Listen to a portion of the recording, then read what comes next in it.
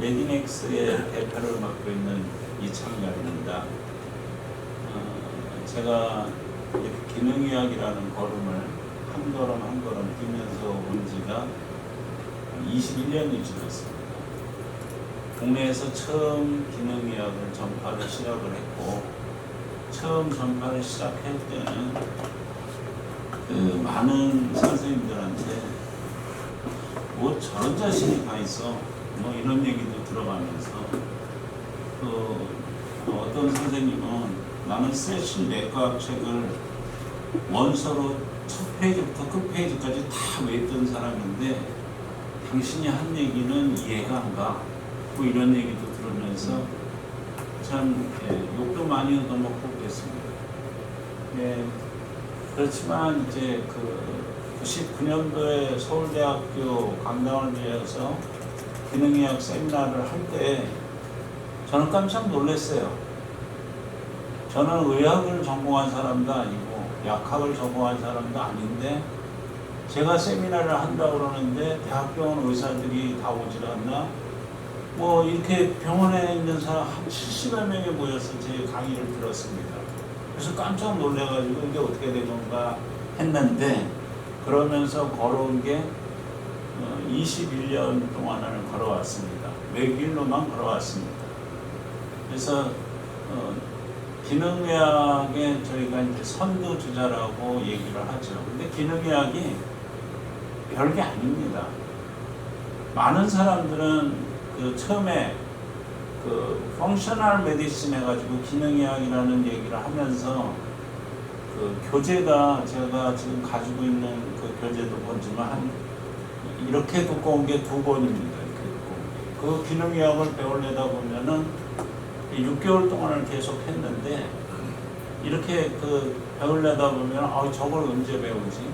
더군다나 의과대학에서 한 10년 동안 이제 쫙 하고 공부해가지고 보드 따갖고 왔는데 저걸 언제 다 배우지? 내가 다시 저 학생으로 되돌아가는 거야? 뭐 이런 생각이 드니까 이게 포기하는 사람들이 꽤 많았어요.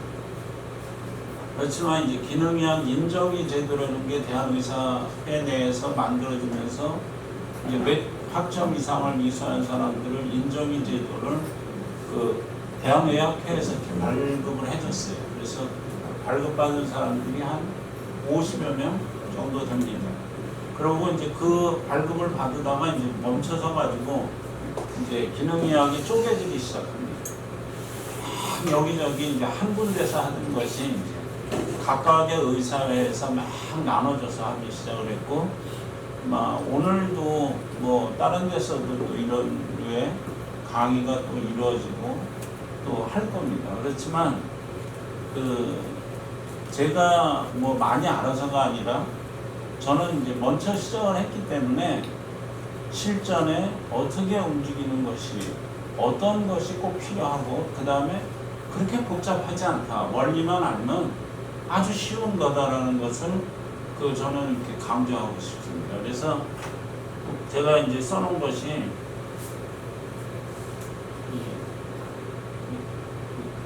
안 먹네. 오늘 안 틀어놓고 안 먹는다 그러면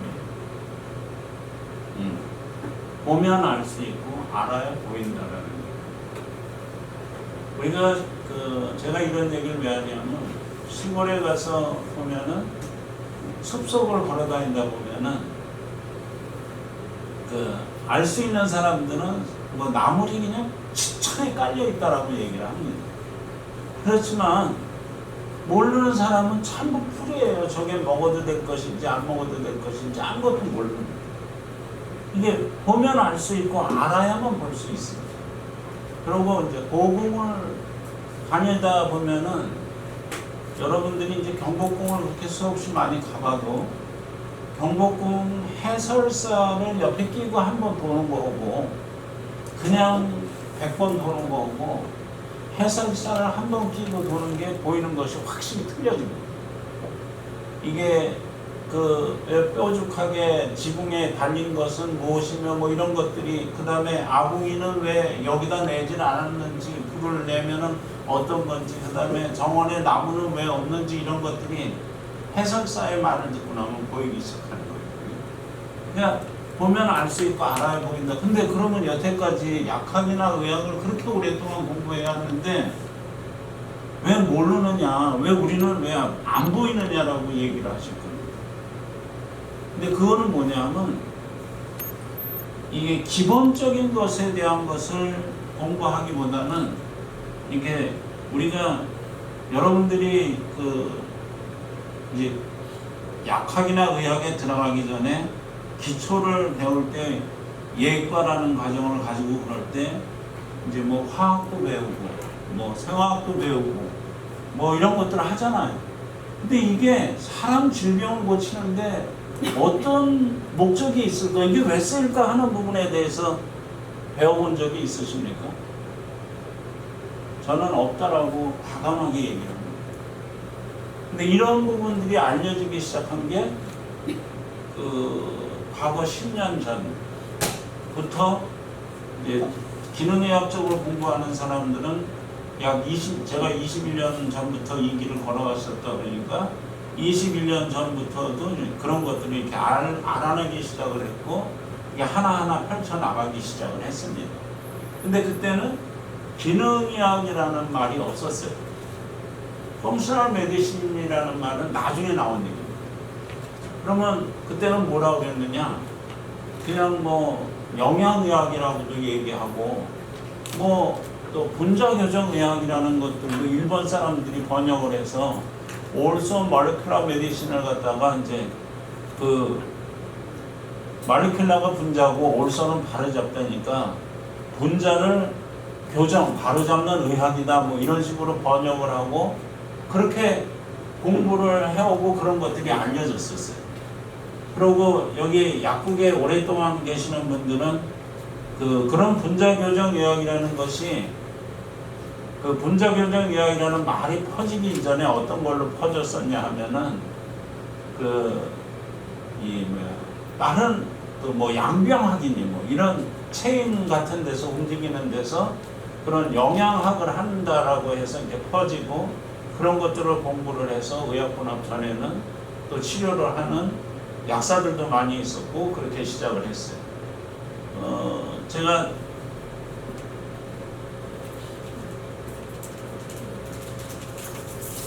이 책이 근 20년 전에 번역을 한 책이에요. 이거는 이제 의사들이 모여서 이런 공부를 이제 제가 이제 강의를 하다 보니까 아니 그렇게 강의를 하는 거 말고 우리가 제대로 알 수 있는 원서를 하나 좀 소개를 시켜주시오 해가지고 원서를 드렸더니 아니 그러면 이렇게 우리가 원서를 공부하는 것보다는 그냥 우리가 25명이 모여서 다 각자 챕터를 나눠서 번역을 해가지고 그걸 하나의 책으로 만들어 놓자 이래가지고 이게 의사를 위한 분자교정의학 해가지고 이렇게 책이 나왔던 겁니다. 근데 아마 이런 책이 있었는지 없었는지 하는 것도 잘 모르셨을 거예요. 그래서 제가 이게 8주 동안의 여정을 이제 같이 할 텐데 8주 동안에 가는 거는 이미 다 알고 있는 것도 있고 또 새롭게 정립을 하는 것도 있고 그러는데 이 새롭게 정립한다기보다는 내가 이런 거는 알고 있었는데 왜 적용을 못했지? 이런 것들은 왜 이렇게 쉽게 적용을 하지 못했지? 이런 부분에 대해서 이해를 해주시고 넘어가는 게 훨씬 더 빠르실 겁니다. 그리고 이걸 뭐 적으려고 들고 이제 제가 처음에 강의를 하고 그럴 때는 어떤 얘기를 했었냐면은 의학분업 전이니까 약국이 밤 10시까지 했어야 됐어요. 그러면 이제 공부를 하는 시간이 10시가 넘어야지만 안 돼. 지금 9시도 이렇게 늦는 거라고 생각하는데 11시 뭐 이렇게 공부를 이제 시작을 해요. 그러면 밤 11시에 와가지고 2시까지 공부를 하고 그랬어요. 가르치고 이제 강의를 하고 그러는데 그러면 11시에 와서 2시까지 하려고 그러면 약국을 그렇게 보고 이게 공부가 들어갑니까? 안 들어가죠. 그냥 졸아요 그냥. 그러면 아무런 얘기도 모르죠. 근데 제가 이게 뭐 아슬라이티스 그러니까 관절염 처방 나갑니다 그러면 딱 일어나서 그거 다 적어요. 예? 근데 그게 무슨 소용이 있느냐? 이게 왜 관절에 쓰이면 좋은지를 아는 게 더 중요한 거지.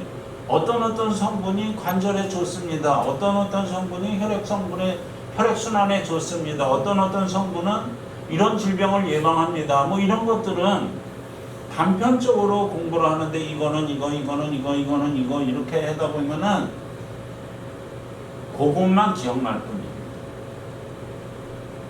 그러면 이제 아무것도 못해요. 우리가 당뇨병 치료를 하는 데 있어서 약국에서 여러분들이 이제 크롬이라는 제제를 쓰면 이 당뇨병이 일어나는 원인 중에 크롬이 모자라서 인슐린이 정상적으로 분비되는데도 불구하고 우리 몸에서 인슐린이 정상적으로 분비 안 되는 줄 알고 인슐린이 부족한지 알고 나타나는 그런 당뇨병이 있어요. 그런 사람 같은 경우에는 크롬만 딱 주면은 크롬 부족에서 해결되는 순간에 당뇨하고는 안녕이에요. 그러니까 어느 분이 나는 당뇨병을 완치할 수 있어. 누구나 다. 전부 크롬만 주는 거죠. 그렇다고 치료가 됩니까? 운이 좋아서 크롬이 모자랐을 경우에는 그게 완치가 되지만 그렇지 않은 경우에는 전혀 반응이 없다는 거죠. 우리가 메폴민이라는 당뇨병 치료제 약제로다 메폴민이라는 약제가 있지만 메폴민도 작용을 하는 사람이 있고 작용을 하지 않는 사람이 있어요. 그거는 뭘 뜻하냐면 메폴민 중에 장내세균 중에 메폴민을 분해시킬 한번 역가공할 수 있는 세균이 있는 사람은 약효가 드라마틱하게 나타나지만 그 장내세균이 없는 사람은 메폴민이 아무런 소용이 없어요. 이런 것들을 이제 하나하나 이해하고 그러는 게 우리는 이제 기능의학이다. 몸의 기능에 이게 세부적으로 나가는 것이 기능의학이다. 기능의학은 보면 알 수 있고 알아야 보인다. 이런 식으로 얘기를 해 나가는 것입니다. 그래서 여기 지금 칼 모습이 쫙 있잖아요. 여기 조각도 모습도 있고 이런 칼도 모습도 있고 이런 주방용 칼도 모습도 있지만 이게 모양이나 사이즈나 기능을 보게 되면 여러분들이 칼을 써본 사람은 저건 어디다 쓰는 칼이다 다 알아요. 근데 안 써봤으면 저게 뭐지? 이렇게만 생각이 나는 거지. 그러니까 알아야 보인다라는 거예요.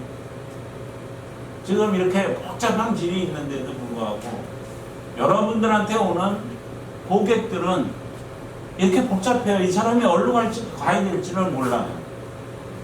아니 우리가 이렇게 보면은 오기만 해도 어떻게 아픈지를 안다 이런 신적인 기능이 있다 그러면 모를까 어떻게 그걸 알아맞힙니까?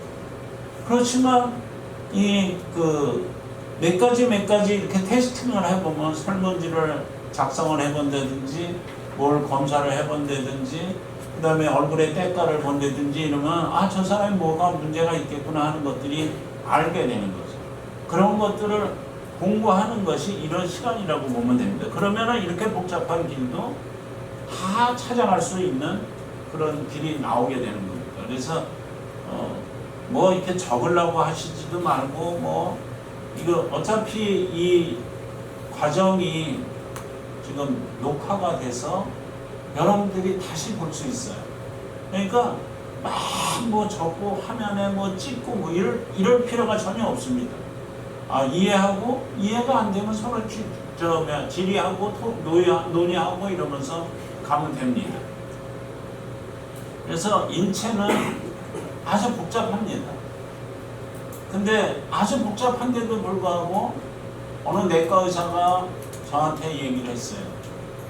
자기가 내과를 굉장히 우수한 성적으로 졸업을 받고 개업을 했는데 내가 고칠 수 있는 병은 배 아픈 거하고 머리 아픈 것뿐이 없더라.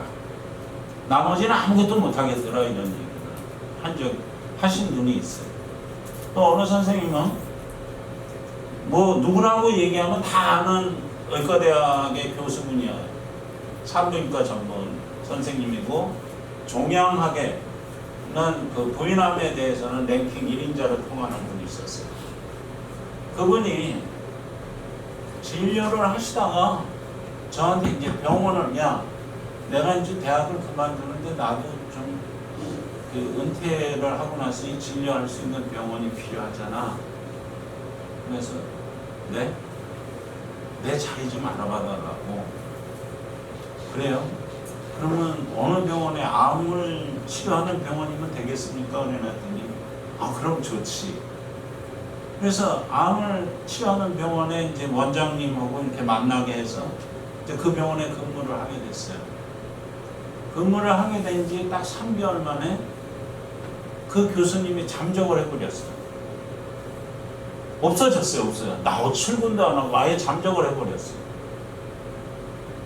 그래서 하도 이상해서 연락을 취해도 안 되고 그래서 이게 어떻게 된 거야 하고 제가 이제 수소문을 해가지고 나중에 한 달 뒤에 그분을 만나게 됐어요. 근데 내가 그분을 존경해요. 그분이 뭐라고 얘기하냐면 내가 환자를 볼 수 없어서 도망쳤다라고 얘기해요. 아니 대학병원에 그렇게 오랫동안 계셨던 분이 어떻게 환자를 못 보신다고 합니까? 내가 이렇게 볼 수가 없다라고 얘기를 하시니까 그랬더니 그분이 하는 얘기가 나는 전국의 각 병원에서 여러 가지 이렇게 컨택팅을 받아가지고 이쪽이다 해가지고 오신 것 중에 하나를 또 우리 레지던트 선생님들이 다 이게 셀렉팅을 해서 요 분야입니다 해가지고 딱 갖다 줬다는 거예요. 자기는 그것만 진료를 했대요. 근데 내가 이게 환자를 딱 암 환자라고 왔는데 이게 어디부터 손을 봐야 될지는 아무것도 모르겠다는 거예요. 예? 이해되세요? 저는 이해가 되더라고요. 잘 선택되어져서 온 환자하고 그냥 불쑥 들어왔는데 내가 암이래요. 근데 곧 죽는데요. 뭐 이러면서 왔는데 치료는 어떻게 해야 되죠 하고 설명해주는 그 사람을 어디부터 치료할지 모르는 것을 대해서는 참 암담한 거지. 진료는 자기가 대학에서 은퇴할 때까지 했으면 만 65세까지 하셨던 진료를 하셨고 이게 또 패도 받고 뭐 이러신 분인데 내가 일반 병원에 와서 하려니까 그걸 못 하겠다는 얘기. 그건 뭘 뜻하냐면 인체가 이렇게 복잡계가 되어 있는데 그것의 원인을 찾아내는 것을 밑에서 셀렉팅해서 보내놨기 때문에 이 분야만 치료해주면 되는구나 해가지고 그 분야만 수술하고 치료해주고 항암제 써주고 그렇게 했지 그거는 몰랐다는 얘기죠. 인체는 굉장히 복잡합니다. 우리가 정신 영혼부터 시작해서 우리 모든 게 염증에 관여된다라고 얘기를 하고 있어요. 우리 선생님은 염증이라고 그러면은 염증 환자들한테 그냥 뭘 어떻게 해요? 염증이라고 고혈압이 염증에 들어갑니까? 네? 고혈압도 염증, 암도 염증. 웬만한 질환들이 다 염증에서부터 시작입니다. 비만도 염증이라고 얘기해요.